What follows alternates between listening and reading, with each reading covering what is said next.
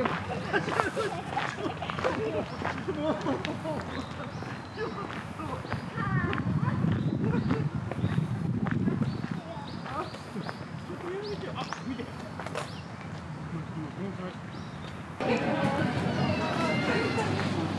から知事が行けた方を見てください。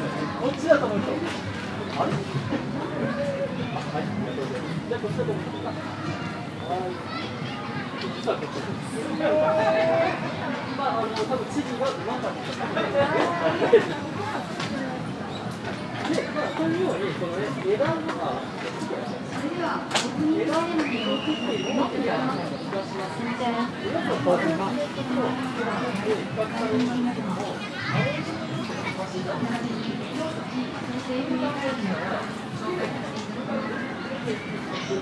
せていただきます。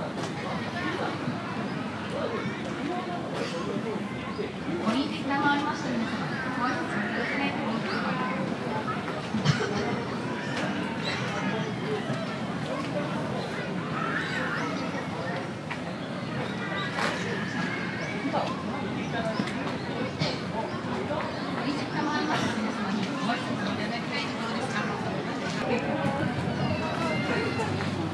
だから知事が行けた方を見てください。こっちだと思う人。あれ？はい、ありがとうございます。じゃあこっちだと思う人。はい。実はこっちです。まあ多分知事がうまかった。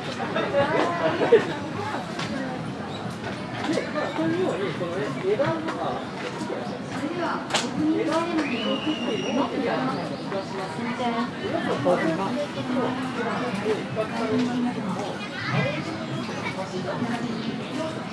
政府が会議を紹介さ